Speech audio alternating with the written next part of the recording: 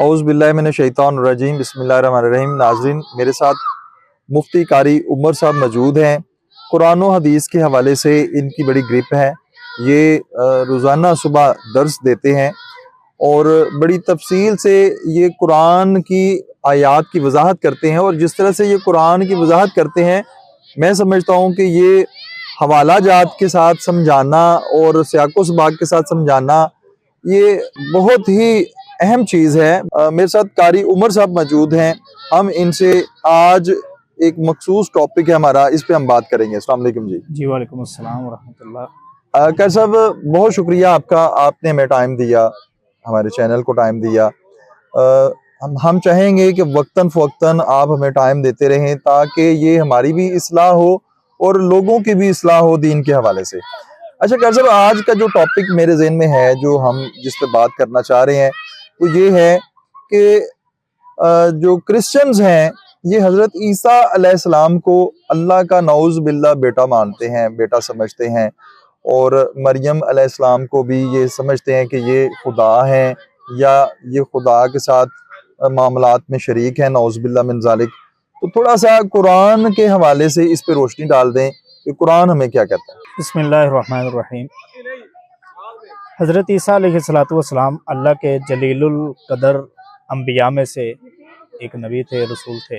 جی دیگر انبیاء کی طرح اللہ تعالیٰ نے ان کو بھی معجزوں سے نوازا تھا۔ بالکل صحیح۔ یہ تو ایک مسلم حقیقت ہے جو ہر مسلمان کا ایمان ہے۔ بالکل ٹھیک۔ اب یہ جو آپ کا سوال ہے کہ کرسچن یا ہم جنہیں عیسائی کہتے ہیں اپنی اردو زبان میں، جی جی جی ان کا ایک نظریہ جو آج ہم تک پہنچا، جی یا وہ جو اپنی بکس میں اس کو بیان کرتے ہیں بالکل ٹھیک۔ کہ معاذ اللہ حضرت عیسیٰ علیہ السلام ایسے کہ خدا ہیں جیسے خدا خود خدا ہے، بالکل صحیح۔ اور ان کی والدہ حضرت مریم علیہ السلام وہ بھی خدا کے ساتھ خدائی معاملات میں شریک ہیں۔ بالکل صحیح۔ اصل میں اس کے پیچھے چند وجوہات ہیں جن بنا پر انہوں نے یہ عقیدہ گڑھ لیا۔ عقیدہ کر لیا۔ کوئی بھی مسئلہ ہوتا ہے نا، اس کی کچھ نہ کچھ وجوہات ضرور ہوتی ہیں، اب بیک گراؤنڈ ہوتا ہے کچھ نہ کچھ نہ کچھ اس کا بیک گراؤنڈ ہوتا ہے۔ بالکل صحیح۔ اسی طرح ان کا یہ جو عقیدہ ہے یہ کیوں بن گیا، انہوں نے کیوں بنا لیا، جی بات سمجھنی پڑے گی۔ میں مختصر کرتا ہوں۔ جی حضرت عیسیٰ علیہ السلام کی جب پیدائش ہوتی ہے جی تو وہ ایک بہت بڑا معجزہ تھا، جی بغیر ایک باپ بہت کے بڑا، وہ پیدا ہوا۔ ہاں، اللہ کی قدرت کا ایک مظاہرہ تھا۔ جی اللہ نے انہیں بن باپ کے پیدا کیا۔ اب اس کو لے کے تین گروہ بن گئے۔ ٹھیک۔ پہلا گروہ بدبخت جس نے کہا جی معاذ اللہ استغفر اللہ اماں مریم نے زنا کر لیا، نعوذ باللہ من ذالک، کہ بن باپ کیسے کوئی پیدا ہو سکتا ہے۔ پیدا ہو سکتا ہے۔ دوسرا وہ بن گیا کہ یہ بن باپ پیدا ہوا ہے، یہ کوئی باقیوں سے الگ ہی ہے، بالکل صحیح۔ کہ اماں مریم نے یہ کیسے کر لیا، لہٰذا یہ بھی خدا ہے اور یہ بھی خدا ہے، ایسا مظاہرہ تو اللہ ہی کر سکتا ہے۔ یہ دو گروہ ہو گئے۔ دو گروہ گئے۔ اور تیسرا گروہ تھا مسلمانوں کا، اہل ایمان کا، یا اس وقت کے صحیح العقیدہ عیسائیوں کا، بالکل صحیح۔ کہ حضرت عیسیٰ اللہ کے پیغمبر ہیں، رسول ہیں، وہ اللہ کے بندوں میں سے ایک بندے تھے۔ جیسا کہ حضرت عیسیٰ علیہ السلام نے پیدا ہوتے پہلی کلام ہی یہ کی تھی، انی عبداللہ، میں اللہ کا بندہ ہوں، آتانی الکتاب وجعلنی نبیّا، سورہ مریم میں اس کی تفصیل موجود ہے۔ بالکل ٹھیک۔ اب یہ تین گروہ بن گئے۔ ٹھیک۔ اب جو پہلا گروہ ہے وہ تو بالکل ختم ہو گیا۔ آج کی ڈیٹ میں ایسا کوئی بندہ بھی نہیں ہے جو اماں مریم پہ معاذ اللہ تہمت لگاتا ہو۔ اب دو گروہ باقی رہتے ہیں۔ ٹھیک۔ ایک ان عیسائیوں کا کہ جو کہتے ہیں کہ حضرت عیسیٰ اللہ کے بیٹے ہیں، خدا ہیں، اماں مریم اللہ کی بیوی ہیں معاذ اللہ اور خدا ہے۔ اور ایک مسلمانوں کا وہ عقیدہ جو حضرت عیسیٰ علیہ السلام نے خود بیان کیا، میں اس کو تھوڑا سا بیان کر دیتا ہوں۔ سورہ نساء کے آخر میں حضرت عیسیٰ علیہ السلام کی زبان سے ہی اللہ نے یہ کہلوایا جی جی کہ لن یستنکف المسیح ان یکون عبدا للہ وللملائکۃ المقربون، کہ عیسیٰ اور اللہ کے فرشتے تو شرماتے ہی نہیں ہے اس بات میں کہ حضرت عیسیٰ اللہ کے بندے ہیں۔ بالکل صحیح ہے۔ یعنی حضرت عیسیٰ علیہ السلام کو تو کوئی عار نہیں اس بات میں کہ وہ یہ بیان کرے کہ میں اللہ کا بندہ ہوں۔ اور یہ انہوں نے پیدا ہوتے سب سے پہلے کلام کی کہ قال انی عبداللہ آتانی، میں اللہ کا بندہ ہوں۔ بالکل صحیح۔ اب یہ تو ہو گیا ان لوگوں کا ریفرنس جو بالکل کلیئر ہے کہ جس طرح دوسرے انبیاء تھے، حضرت عیسیٰ بھی ایسے اللہ کے نبی ہیں، جس طرح دوسرے انسان ہیں، حضرت عیسیٰ بھی ایک بے انسان۔ شک۔ اب وہ لوگ جنہوں نے خدا مانا وہ کیا کہتے ہیں؟ وہ کہتے ہیں جی دیکھو بن باپ کے دنیا میں آئے، ٹھیک۔ پھر ان کے پاس ایسی طاقت تھی جو کسی انسان کے پاس ہو ہی نہیں سکتی. مردوں کو زندہ کرنا. مردوں کو زندہ کرنا. جی. ایک قبر پہ کھڑا ہے, یعنی حضرت صلی اللہ علیہ وسلم آئے قبر پہ اور کہا کم باذن اللہ, اللہ کے حکم سے مردہ خود بخود ہزاروں سال پہلے جس کو مٹی کے نیچے دفن کیا وہ اٹھ کے کھڑا ہو گیا. اب یہ عقل مانتی نہیں اس بات کو. بالکل صحیح. ایک نابینا بندہ آیا, اندھا ہے, بالکل دیکھ ہی نہیں سکتا, حضرت صلی اللہ علیہ وسلم نے اس کی آنکھ پہ ہاتھ پھیرا, وہ دیکھنے والا بن گیا. بالکل صحیح. اسی طرح ایک کوڑ برس والی بیماری لے کر وہ بندہ آیا, حضرت صلی اللہ علیہ وسلم نے اس کے وجود پہ ہاتھ پھیرا, وہ ایسا تھا جیسے کوئی بیماری تھی نہیں. بالکل صحیح. ان چیزوں کو دیکھ کر عیسائیوں نے کہا کہ یہ کوئی انسان کر ہی نہیں سکتا, کہ ایک بندہ اندھا ہے, اس نے اس کو دیکھنے والا بنا دیا, اس کو بیماری ہے پل بھر میں دور کر دی, اس نے مردے کو زندہ کر دیا, یہ خدائی کر سکتا ہے. لیکن یہ موجودات تو اللہ نے ان کو عطا کی ہے. بالکل. حالانکہ اس سے پہلے سلیمان علیہ السلام کا تخت ہوا میں اڑا, کوئی انسان نہیں اڑا سکا. حضرت موسیٰ علیہ السلام کی لاٹھی سانپ بنی, کوئی انسان نہیں بنا سکتا. جس طرح وہ لاٹھی سانپ اللہ نے بنائی ہے, اسی طرح مردہ اللہ نے زندہ کیا اور حضرت عیسیٰ علیہ السلام کو اس کا ذریعہ بنا دیا. تو ان وجوہات کی بنیاد پہ انہوں نے حضرت عیسیٰ علیہ السلام کو خدا سمجھا. پھر میرا ایک سوال ہے, اگر یہی وجوہات ہیں کہ جس کی بنیاد پر تم نے خدائی کا تصور پیش کیا کہ وہ خدا ہیں, اب میرا سوال یہ ہے کہ حضرت موسیٰ علیہ السلام کی لاٹھی سانپ بنی ہے, پھر ان کو بھی خدا کہیں. حضرت سلیمان علیہ السلام کا تخت ہوا میں اڑا ہے, ان کو بھی خدا کہیں. پھر ہمارے پیارے نبی صلی اللہ علیہ وسلم, وہ تو حضرت عیسیٰ سے کافی دیر بعد میں تشریف لائے, ان کی تعلیمات آج تک موجود ہیں. وہ ان کے کہنے پہ بند مٹھی پہ کنکریاں کلمہ پڑھیں, پھر کہیں ان کو بھی خدا. پھر پتھر, درخت, یہ میرے نبی کو سلام کہتے تھے. بالکل صحیح. ٹھیک ہے, عام انسان کو نہیں کہتے, پھر ان کو بھی خدا. یعنی اگر آپ یہاں سے خدائی کا دروازہ کھول رہے ہیں نا, تو پھر آپ کو ہزاروں لاکھوں خدا ماننے پڑیں گے. بالکل صحیح. تو پھر آخر میں آپ کو یہ ماننا پڑے گا, اور آپ کا یہ دعویٰ بھی ہے کہ حضرت عیسیٰ خدا ہے, موسیٰ خدا نہیں ہے, حضرت محمد صلی اللہ علیہ وسلم خدا نہیں ہے, حضرت ابراہیم خدا نہیں ہے, جو آگ میں چلے گئے ہیں لیکن آگ نے ان کو جلایا نہیں ہے. کتنی بڑی بات ہے, بہت بڑا معجزہ تھا وہ, بہت بڑا معجزہ. جس طرح مردہ زندہ ہو گیا, یہ بہت بڑا معجزہ ہے. آگ اپنا اثر نہیں دکھا رہی ہے, اس سے بھی بڑا معجزہ ہے. بالکل صحیح ہے. تو آپ نے وہاں خدائی کے دروازے بند کیے اور آپ کہتے ہیں نہیں جی وہ خدا نہیں تھے, آپ ان کو مانتے ہی نہیں ہیں. تو پھر جب وہاں تم ماننے سے انکار کر رہے ہو, تو پھر یہاں کیسا اقرار, پھر یہاں کیسا اس بات. اس لیے اینک کے دونوں شیشوں سے دیکھا جاتا ہے, ایک شیشے سے نہیں دیکھا جاتا. ٹھیک ہے, اینک آپ کو برابر دکھاتی ہے, آنکھیں آپ کو برابر دکھاتی ہیں. اس لیے حقیقت کو تسلیم کیجئے, اور حقیقت یہی ہے آدم علیہ السلام سے لے کر آخری نبی صلی اللہ علیہ وسلم تک جتنے پیغمبر ہیں, یہ سارے کے سارے پیغمبر جو تھے اللہ کے دیے گئے معجزوں کے ساتھ اپنی نبوت کو مضبوط کرتے رہے ہیں. اللہ ان کو مضبوط کرتا رہا ہے. تو انہی معجزوں میں سے کچھ معجزے اللہ نے عیسیٰ علیہ السلام کو بھی عطا کر دیے, جو صرف اور صرف خدا کی قدرت تھی. عیسیٰ علیہ السلام کا کوئی اس میں کمال نہیں ہے. نہیں سب تھوڑا سا یہ بتا دیں کہ جو عیسیٰ علیہ السلام نے کہا کہ میں اللہ کا بندہ ہوں, وہ آیات کے حوالہ دے دیں. اور اس کے بعد جو اللہ تعالیٰ نے کہا کہ اگر کوئی اس چیز پہ آتا ہے نہیں مانتا تو میں اس کو دردناک عذاب دوں گا. سورہ النساء اس کا آخری رکوع ہے, آیت نمبر 176 ہے, جہاں پہ اللہ تعالیٰ نے واضح طور پر فرمایا کہ اگر تم اس سے اعراض کرتے ہو, وَيَسْتَكْبِرْ, تم تکبر کرتے ہوئے یہی عقیدہ گھڑتے اور لوگوں تک پہنچاتے ہو کہ نہیں جی نہیں, عیسیٰ علیہ السلام خدا تھے, وہ اللہ کے بیٹے تھے, وہ یعنی اس طرح کے تم تصورات پیش کرتے قائم رہتے ہو, قائم رہتے ہو, تو فرمایا فَيَحْشُرُهُمْ إِلَيْهِ جَمِيعًا, میں تمہیں پھر اپنے کٹہرے میں کھڑا کروں گا. بالکل صحیح. میں تمہیں فَيُعَذِّبُهُمْ عَذَابًا عَلِيمًا, بڑا دردناک عذاب دوں گا.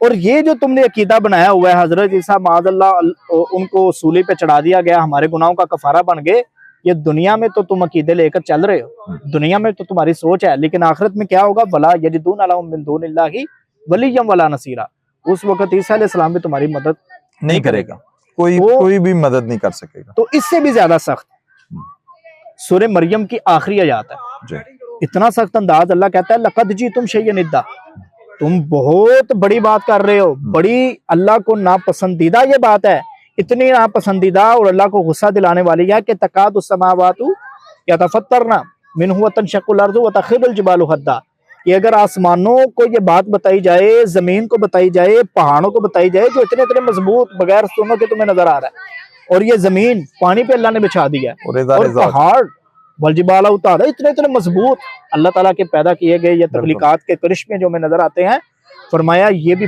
फट जाएं तुम्हारी ये बातें सुन। बिल्कुल सही। अच्छा कैद साहब, अब ये बता दें कि ये चूंकि अहले किताब हैं, अहले जो किताब के हवाले से हमें ये तालीमात मिली है कि हम इनके साथ बैठ के खाना खा सकते हैं, क्या इनके साथ हम शादियां कर सकते हैं, क्या इनके साथ हम सोशली अपने ताल्लुकात बना सकते हैं?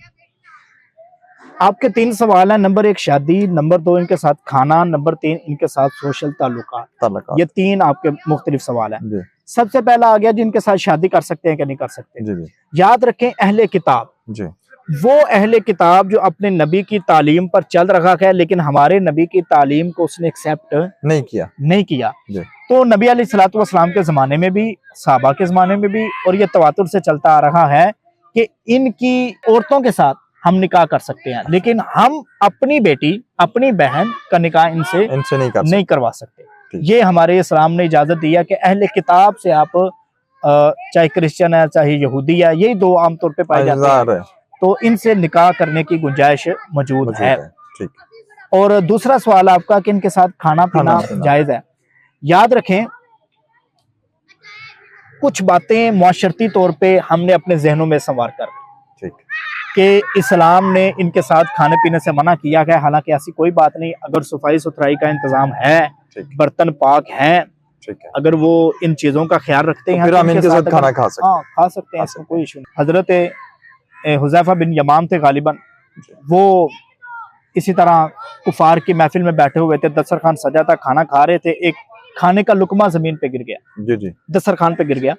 तो उन्होंने वो उठाया तो साथ वाले ने कहा देखो इतने इतने बड़े बादशाह बैठे हैं, फरमाया तातरुकू, क्या मैं छोड़ दूं अपने नबी की सुन्नत इन हमाकत वाले लोगों की वजह से?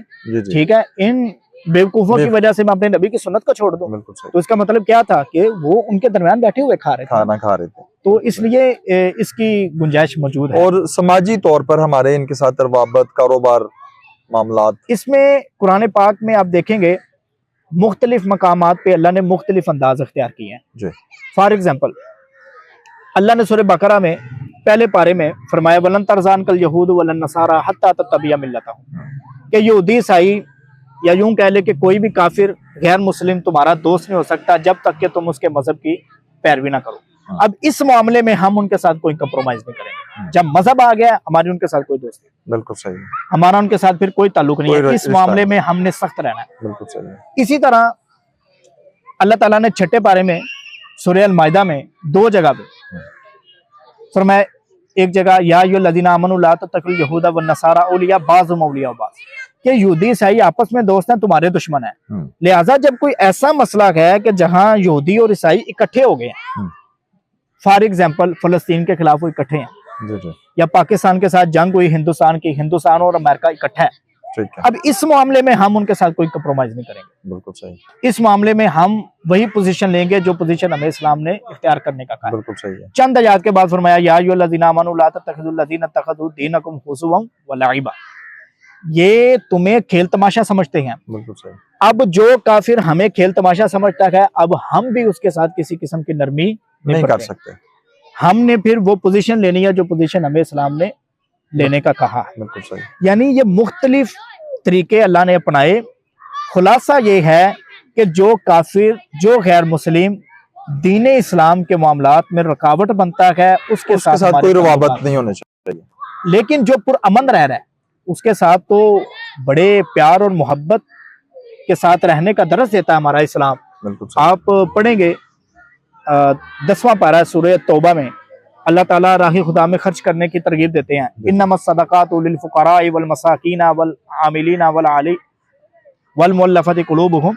यहाँ पे फरमाया कि जहाँ तुमने गरीबों पे, मस्कीनों पे, मजदूरों पे खर्च करना है उसमें से कुछ हिस्सा तुमने गैर मुस्लिमों के लिए भी रखना है, बिल्कुल सही। क्यों? ताकि तुम उन पे खर्च करोगे वो तुमसे उन्स रखेंगे, मोहब्बत पैदा होगी, वो तुमसे करीब होंगे, इस्लाम से मुतासिर होंगे। इस नीयत से इस्लाम ने कहा इन पर आपने खर्च भी करना। बहुत शुक्रिया कर साहब, आपने बड़ी डिटेल से हमें बताया। नाज़रीन, अगर हमने अपनी जिंदगियों को सीधे रास्ते पे लाना है, हमने हर बात को समझना है, तो उसके लिए कुरान की तालीम को समझना बड़ा ज़रूरी है। جب تک ہم قرآن سے نہیں جڑیں گے، قرآن کی تعلیم کو نہیں سمجھیں گے، اللہ کے نبی کی تعلیم کو نہیں سمجھیں گے، تو ہم زندگی کے معاملات تو بڑی دور کی بات ہے، کسی بھی معاملے کو نہیں سمجھ سکتے۔ ہمیں اپنے تمام معاملات کو سمجھنے کے لیے قرآن کی تعلیم کو سمجھنا اور اللہ کے نبی کی تعلیم پر عمل کرنا ہمارے لیے بڑا ضروری ہے۔